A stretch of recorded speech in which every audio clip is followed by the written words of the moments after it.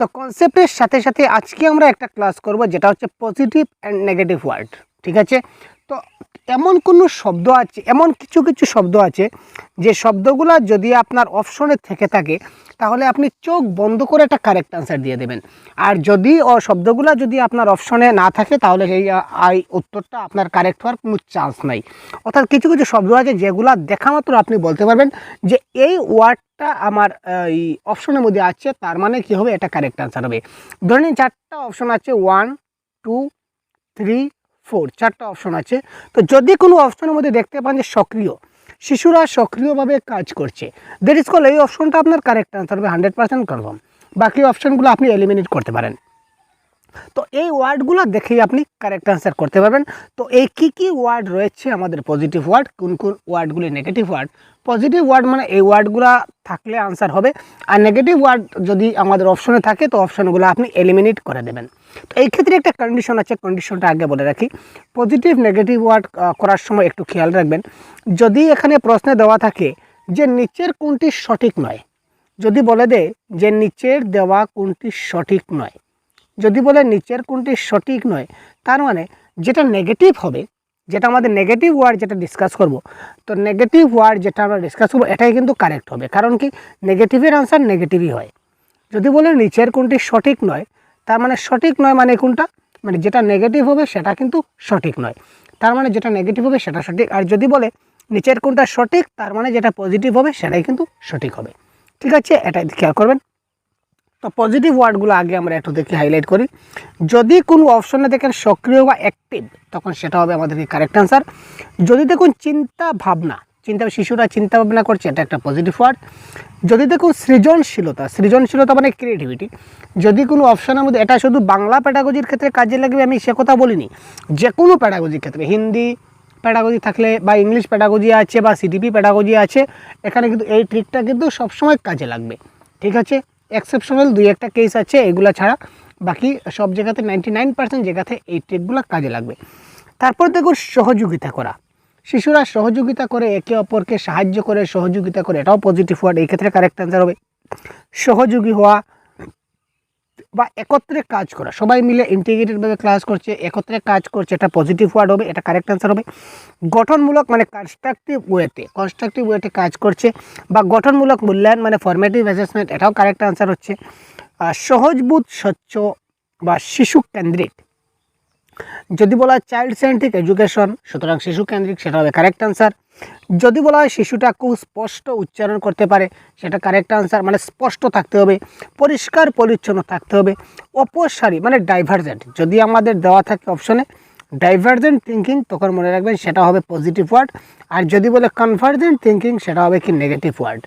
তো ডাইভার্জেন্ট এবং কনভার্জেন্ট কি আপনারা জানেন, সেটা আপনাদের বলার দরকার নেই, তবু বলে রাখি।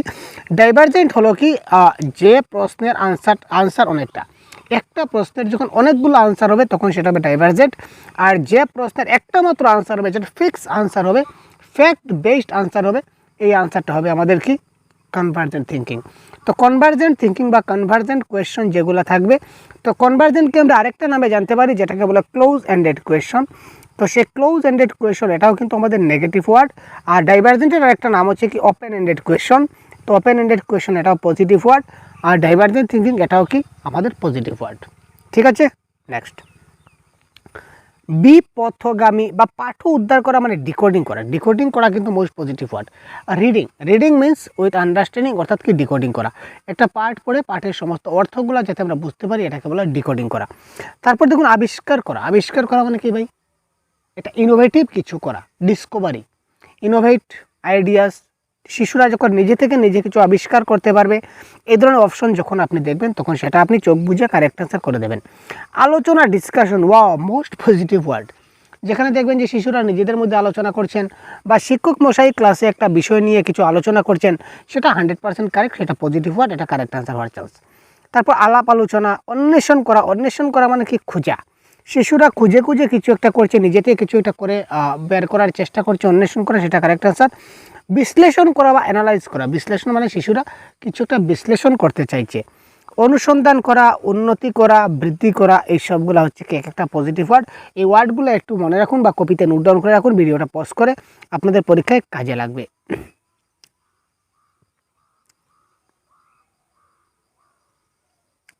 তারপর যেমন সহজ করা, যে কোনো কিছু কাজ আমরা সহজভাবে করতে পারি বা সহজতরভাবে করতে পারি কিংবা নমনীয়ভাবে করতে পারি। প্রতিক্রিয়া, অনুসন্ধানমূলক, প্রেরণা, motivation is the most positive word. নমনীয়, ফ্লেক্সিবল, যে কোনো কাজ একজন শিক্ষক যখন করবেন তখন ক্লাসটা ফ্লেক্সিবল হওয়া উচিত, ক্লাসটা কখনো রিজিড হবে না। যখনই দেখবেন আপনারা রিজিড কিংবা অনমনীয় রয়েছে, যখনই দেখবেন অনমনীয় বা রিজিড রয়েছে তখন সেটা আপনি কেটে দেবেন, সেটা আপনার নেগেটিভ ওয়ার্ড। আর যখনই দেখবেন যে না ফ্লেক্সিবল রয়েছে, যখনই দেখবেন না ফ্লেক্সিবল রয়েছে, ফ্লেক্সিবল কিংবা নমনীয়, তখন সেটা আপনি কী দিবেন, এটা আপনার পজিটিভ ওয়ার্ড হবে, এটা একটা কারেক্ট অ্যান্সার হওয়ার চান্স আছে। তারপর বহুভাষী মানে মাল্টিল্যাঙ্গুয়ালিজম, আমরা শিশুদেরকে বহু ভাষায় ক্লাস করতে দেখি এবং শিশুদেরকে আমরা বহু ভাষায় ক্লাসের মাধ্যমে তাদের আমরা শেখাই। তারা কিন্তু বহু ভাষায় ক্লাস করে, ক্লাস আমরা করি, কিন্তু যেহেতু মাল্টিল্যাঙ্গুয়াল ক্লাসরুম বলেছে, এই মাল্টিল্যাঙ্গুয়াল ক্লাসরুমটা মোস্ট পজিটিভ ওয়ার্ড। উদ্ভাবনী, উদ্ভাবনমূলক, আবিষ্কারমূলক, সযত্নে লালন, প্রাকৃতিক পরিবেশ, নেচার এনভায়রনমেন্টের কিন্তু দেখুন ল্যাঙ্গুয়েজ অ্যাকুইজিশন লার্নিংয়ের ক্ষেত্রে কিন্তু ন্যাচারাল এনভায়রনমেন্ট তো আছেই। তারপর প্রগতিশীল বা প্রগতিমূলক বা সুযোগ সুবিধা, এগুলো একটা অতি গুরুত্বপূর্ণ পয়েন্ট। এই পয়েন্টগুলো আমাদের একটু দেখতে হবে।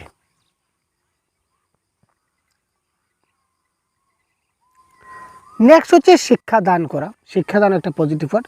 তারপর সম্প্রসারিত করা, মানে সম্প্রসারিত মানে জিনিসটাকে একটু বাড়িয়ে তোলা।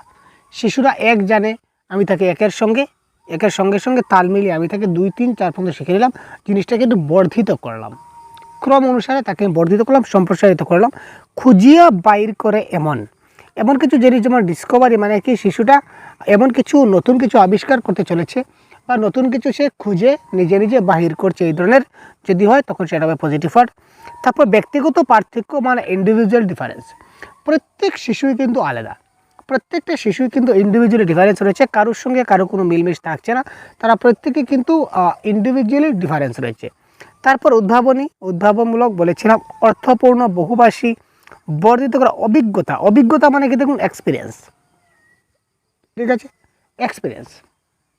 আমরা যখন শিশুদেরকে শেখাই তখন আমরা ELPS একটা ফর্মুলা রয়েছে, তো ELPS ফর্মুলার মাধ্যমে আমরা তাকে শেখাই, বিশেষ করে নিউমারেসির ক্ষেত্রে বা লিটারেসির ক্ষেত্রে আমরা তাকে প্রাইমারি লেভেলে আমরা তাকে ELPS পদ্ধতির মাধ্যমে শেখাই। মানে ফর কী হচ্ছে, ফর এক্সপিরিয়েন্স, অভিজ্ঞতা। তারপর L ফর ল্যাঙ্গুয়েজ, ঠিক আছে, P for picture, S for কী হবে, সিম্বল, ঠিক আছে। অর্থাৎ এটা নিউমারেসির একটা ফর্মুলা। আমরা প্রথমে তাকে তার অভিজ্ঞতা কী রয়েছে সেটা আমরা দেখব, তার উপর ভিত্তি করে তাকে আমরা স্টাডি করব। তারপর তাকে ল্যাঙ্গুয়েজ, এই ব্যাপারে ল্যাঙ্গুয়েজ দেবো, তো এই ব্যাপারে ভাষা জ্ঞান তার দেখব। তারপর পিকচার দেখিয়ে তাকে শেখাবো, তারপর সিম্বলের জ্ঞান দেব। যাই হোক, তারপর জড়িত করা, সবাইকে একসঙ্গে কী করতে হবে, জড়িত করতে হবে। আচ্ছা, এতক্ষণ আমরা দেখলাম পজিটিভ ওয়ার্ড, যে ওয়ার্ডগুলি দেখার সঙ্গে সঙ্গে আপনি বলবেন যে এটা কারেক্ট আনসার। এবার আমরা দেখব নেগেটিভ ওয়ার্ড। যদি প্রশ্নে থাকে যে নিচের কোনটি সঠিক নয়, তার মানে এই আনসারগুলো আপনার কারেক্ট আনসার হবে। আর যদি বলে যে নিচের কোনটা সঠিক, তার মানে এখানে যে অপশনগুলো দেখবেন এগুলো আপনার সঠিক হবে না, এগুলো আপনি এলিমিনেট করতে পারবেন। Concept clear? যদি কোনো বাক্যে দেখতে পারেন কেবল রয়েছে, কেবল মানে অনলি, যদি দেখেন যে অনলি, প্যাডাগজিতে যে কোনো সেন্টেন্সে আপনি CDP বলুন, তারপর বাংলা প্যাডাগজি বলুন, ইংলিশ প্যাডাগজি বলুন, হিন্দি প্যাডাগজি বলুন, যাই বলুন না কেন, যদি অনলি দেখতে পান, অর্থাৎ বাংলায় রয়েছে কেবল, একমাত্র, শুধুমাত্র, মাত্র, ইহাই, এই চারোটার কিন্তু বাংলা হচ্ছে কি অনলি কিংবা এলোন। অনলি কিংবা এলোন যদি দেখতে পান তখন সঙ্গে সঙ্গে এটা আপনি কেটে দেবেন, এটা হচ্ছে আপনার কি নেগেটিভ ওয়ার্ড, ঠিক আছে। কেবল যখনই প্যাডাগজি থাকে তখন আমরা সেটা কারেক্ট আনসার করি না। দূরে সরানো, শিশুরা আমার কাছে আসতে চাইছে, আমি তাকে কি করব, তাকে গরম হয়ে কুদাম দেব, একটু ভয় দেখাবো, তখন সে আমার থেকে দূরে সরিয়ে যাবে, এটা নেগেটিভ ওয়ার্ড। শিশুদেরকে আমরা কখনো দূরে সরাবো না। পরিহার করা মানে বুঝতে পারছেন, গালিগালাজ করা, পরিহার করা, পরিত্যাগ করা, এই সবগুলো হচ্ছে এক একটা নেগেটিভ ওয়ার্ড।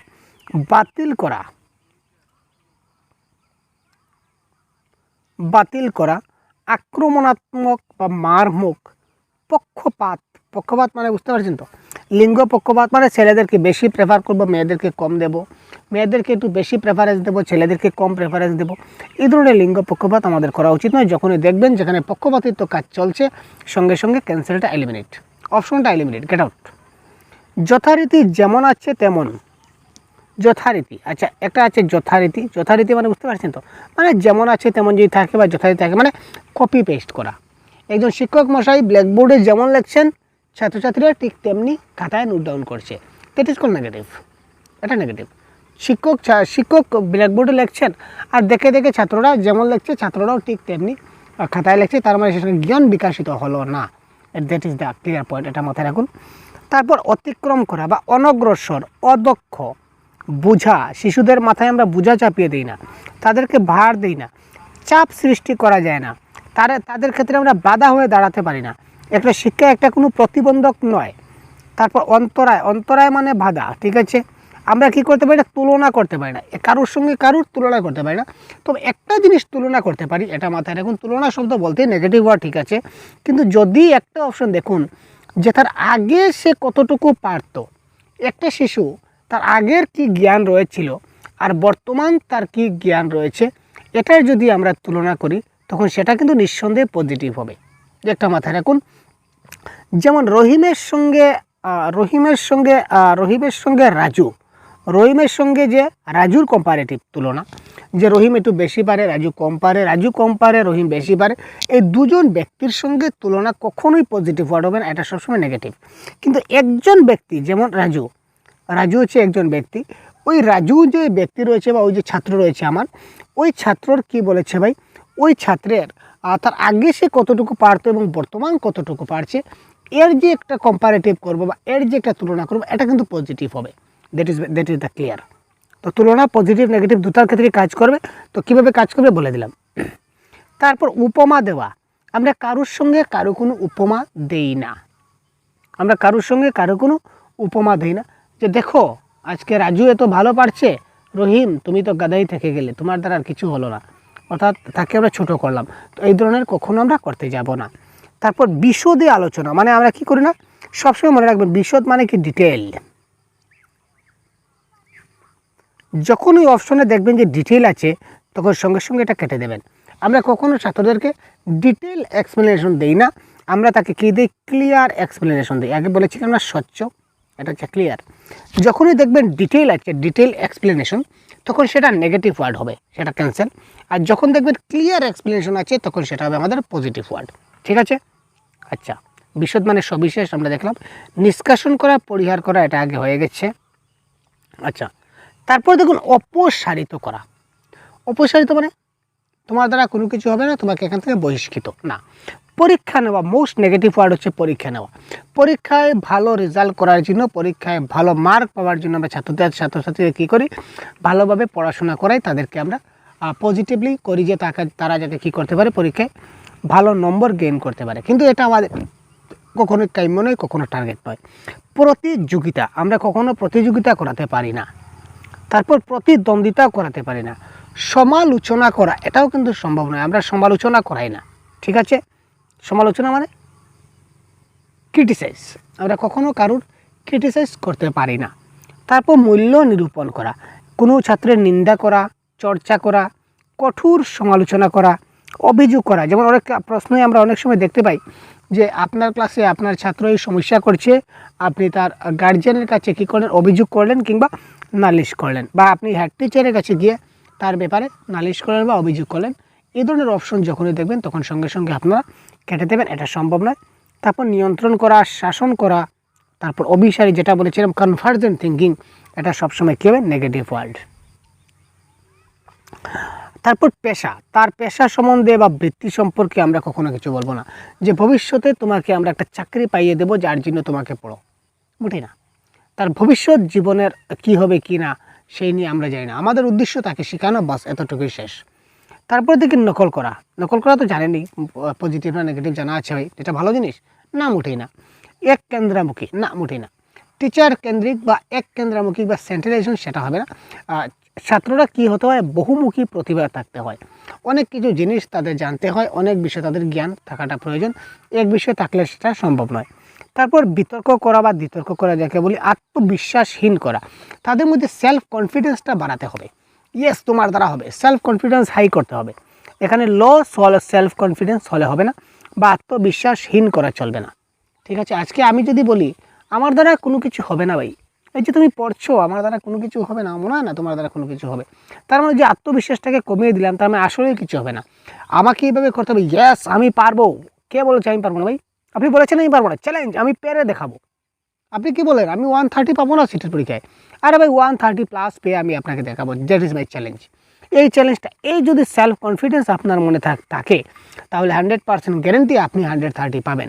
আর যদি বলেন কি করব বোঝা যাচ্ছে না, এখানে যা প্রশ্ন আসে আর যা প্রিভিয়াস ইয়ার কোয়েশন দেখলাম আর যা কনসেপ্ট, এতদিন তো আর ভালো করে পড়া হয়নি, এই কয়দিনে আর কী হবে, যাক কোনো মতে দেখা যাক 90 হয় কি না।